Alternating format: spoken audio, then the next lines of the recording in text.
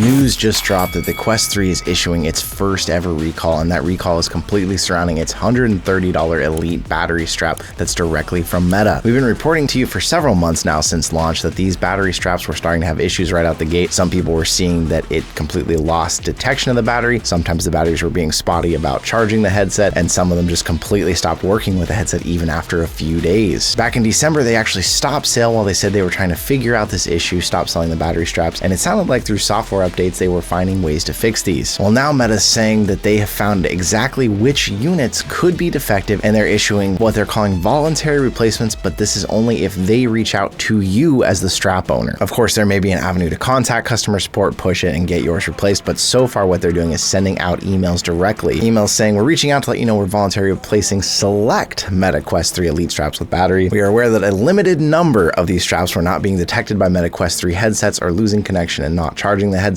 And even if yours is still functioning, they do want to replace those specific ones, as it sounds like they think they know which ones exactly are going to fail. It's kind of an odd wording in the email though, because it says they'd like to replace yours even if yours isn't having issues, but then it says click here to check if your accessory is impacted and order a replacement at no cost to you. They're now also saying that this was actually due to an issue with the device's firmware, which couldn't be fixed with an update and is requiring a complete replacement. They're also saying that after that mid-December pause on the sale, if you purchased your Quest 3 Elite battery strap after that, it's unlikely you're going to receive one of these emails because that should have been one that didn't have the issues. Although, as you saw here, I went in a day after they stopped sales and there were still a lot of these available in certain retailers. Best Buy at least had pulled theirs and even stopped me from being able to get one, but Target still had them on the shelf and they had no problem letting me buy one. So here I am with my own Quest 3 Elite battery strap that I paid the whole $130 for, and I don't know if I'm going to be getting an email because I bought that at Target and I never put in an email anywhere, so I don't know if there's any way they know that I even have this. Hopefully that means they'll open up the link eventually to people who bought theirs, and then they can put in their model number, serial number, and see if theirs is one of the ones affected. For those of you who have been around the Quest life a long time, this might feel pretty familiar with some issues we saw back with the Quest 2. The Quest 2 we originally thought would have a recall on the Elite straps, both the battery and the original edition, because so many were snapping, there were so many reports of it happening, and eventually what Meta ended up doing was not recalling the strap, but they stopped sales, they pulled them from stores. They said they figured out the issue, but then they also offered a 2-year warranty on any of them. People were replacing 3 or even 4 of these over and over through Meta customer support and then trying to get a strap that would finally work for them. Some people on Reddit even saying they finally just gave up and got a Bobo VR or a better strap. But the interesting thing, they never issued a recall on that, but they did issue a recall around the foam on the original Quest 2. The facial interface foam was causing a lot of people rashes, issues. It was too scratchy. It was just a problem with certain skin types. And they did end up eventually issuing a recall that meant they sent out silicone covers to everybody to cover up that original foam. And then every new headset from then on came with a silicone cover in the box to give you that option to cover it up. Not the best of solutions, but I guess it worked. This is why after years of reviews, we've always recommended third-party accessories over anything directly from Meta. It seems like theirs are always way more money than everyone else's, and they have been prone to issues we've seen now. But if you got one of the Quest 3 Elite battery straps, is it still working for you? Are you one of the people that got one of these emails? I'd love to know in the comments down below. And hopefully if you're thinking about a strap, I would recommend the Bobo VR S3 Pro is the one I'm currently using, the one I love the most. If we can get a hold of any links that take you to the recall website for you to check on your strap, I'll put that in the description down below, but I'll leave a link to some better straps too. If you're still in the market for a Quest 3 yourself and you haven't got one yet, or you want a second one, we have a giveaway running through the end of this month, March, where we're giving away a brand new Quest 3. And don't worry, I'm not going to send you this Quest 3 Elite battery strap with it. Actually, I've been talking to Bobo VR about doing an S3 giveaway, so keep an eye out for that. But so far, this one is just for a brand new Quest 3. And although a lot of you have entered already, it's a little lower for the overall entries in this giveaway, so the chances are still decent. So I definitely say check that out. I'll leave a link down below if you want to get entered. But I'm going to see about trying to get some of those Bobo straps out there, especially to help all of you who want something better, or for those of you who hadn't gotten one yet because you're still waiting for it to show up on Amazon and it's still not quite over to Amazon yet. So make sure you can get entered in that if you haven't, and watch out for another giveaway coming soon. In an odd turn of events, the recent Quest update V63 gave new features to the Quest 2 and the Quest Pro, a lying down mode, which meant you could finally lie back, watch whatever you want, and do it all consuming content while lying back in your Quest 2 or Quest Pro. But Quest 3 didn't get the feature. Now we have heard from Boz over at Meta saying that because the Guardian is actually different, they weren't able to launch this with the Quest 3, but it is coming. He cited several times this is about safety with the way that the Guardian works, and they wanted to make sure that the Guardian would still be as safe and protective for people who are in lying down mode. It's a little bit different because the Guardian system is a little bit different. Safety still matters a lot. Mixed reality headset, we had to kind of redo the Guardian system, the Smart Guardian. We're just doing the work to make sure that we can do it reliably and safely and without having any negative impacts on the rest of the safety features. And unfortunately, it said doesn't have an exact date for us yet, but it's coming and they are making progress on it. It's unusual to see the older headsets getting features ahead of the new one, so it's nice to know at least that it's coming. Does it make a big difference to you? Do you do much lying down in your Quest?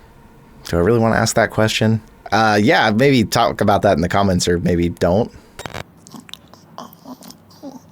As the entire Quest line is starting to get older and having been around a longer time, we're starting to see a strange shift where Quest exclusive titles from the earlier days are actually getting killed off. Tomorrow, you will lose chances to play BOGO, Dead and Buried, and Dead and Buried 2, although if you never had these games before, you've already lost that chance. The games were pulled from the store, but people who had previously downloaded them could re-download them and play them basically today. These games all came out 2016, 2019, so at least we're kind of seeing the half-life on some of these games is 5 years. BOGO, this wasn't such a surprise because it was a free game and free games don't always last, but Dead and Buried, although it was mostly online and probably due to server costs being shut down, was a bit more of a surprise. It is kind of odd in the entire industry for me, coming from gaming, seeing how now as we're buying more games digitally and they're staying digital, that eventually they can be taken away, where it's not like that. If you have an old Nintendo 64 and you have Mario 64, you can plug the cartridge in and still play it forever. How do you feel about this shift? Do you think this is something to worry about, and is it going to affect your buying decisions on games later, especially if they're heavily multiplayer, because you may see that game eventually go free to play or eventually just get killed off altogether? One of the toughest transitions for the Quest in the VR space was not having much ability for local multiplayer, where we saw some of that with the PSVR, people being able to play on the actual PS4 and the television itself. Quests have had tons of multiplayer games, but you either need to have multiple quests or be playing with friends online. There's a few little games that have these options, but there's actually some new web XR mixed reality demos with crossplay between Quest 3 and phones. Niantic actually partnered up with Meta. You probably know the name Niantic from Pokemon Go, or maybe Harry Potter Wizards Unite. They've dropped 3 demos: Cardboard Crashers, Magical Forest, and Bee Quest, although these are all considered demos and performance has varied for people who have tried them so far. It's something that a few studios have tested before and something I would really love to see more of, because too often with VR, when you have people over for it, either you have to have a whole bunch of headsets to put them in together, or it's one person at a time kind of playing and people sort of watching through Chromecast or however you're casting it. It's not always the best party experience in my opinion, but if everybody could just download a quick app on their phone, play something together and pass the headset around, I think it's a really cool way for VR parties and people to actually get to see VR, especially when you have that one weird person that just won't try the headset. Maybe if they're playing a game together first, it might get them to be a little less apprehensive about actually playing together. As VR continues to grow, especially with Apple entering the space and pushing it into the limelight, there's more and more research that's coming out, some of it positive and some of it casting a more negative light on the industry. Some news articles have been dropping recently about research at the University of Chicago showing off security exploits that could actually be done to headsets, specifically Meta Quest headsets, that would allow hackers, of course, to get in, steal information, but even talking about using the help of generative AI to manipulate social interactions inside the headset. They're comparing this to the movie Inception and how they use technology to get into people's dreams and head to either plant ideas or steal from them. Interestingly, reading about this research, I found it a little bit more akin to Ready Player One and their example, because it's talking about if they can actually hack it directly into your Wi-Fi when you go to put your headset on, replacing your home screen with one that looks identical, almost like how they made Nolan Sorrento think he was back in his home office when he was still in a VR headset. And then everything you'd be doing with your headset from that point on the fake home screen would be monitored, any sort of passwords it made you re-enter, any sort of payment information. This research is early, and although it has been shared with news outlets, it hasn't been peer-reviewed yet. The biggest risks cited here were actually if you're keeping your headset in developer mode, that anyone on the same Wi-Fi network could hack into it. So it might be something to take into account if you are taking your Quest to public locations and getting on public Wi-Fi if you have it set to developer mode. What do you think about this? Obviously, phishing, scams, hacking, it's something that has to be on the forefront of all of our minds in such a digital age, but it's always nice when an industry is still small enough to kind of fly under the radar without people jumping on and being super annoying. Like even in the YouTube comments lately, we've been seeing a lot of fake accounts again and profiles. Hopefully this isn't a worry we have to worry about too soon.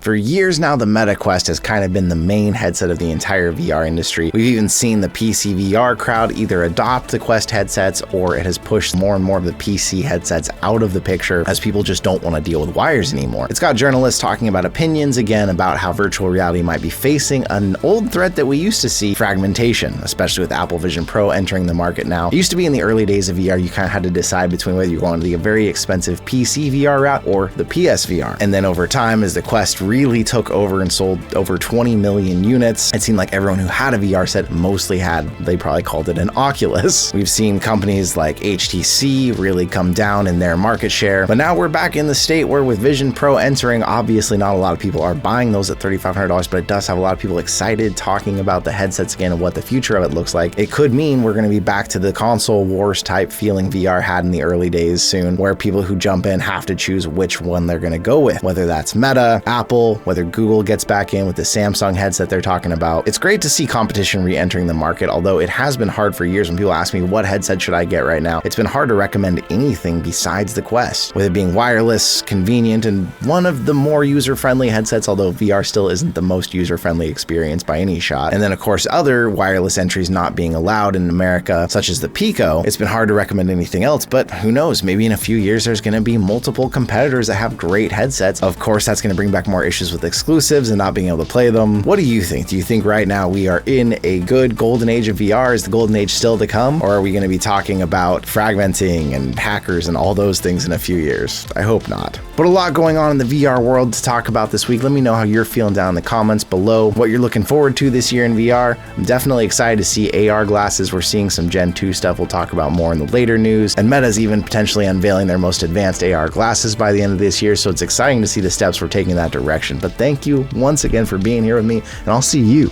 in another reality.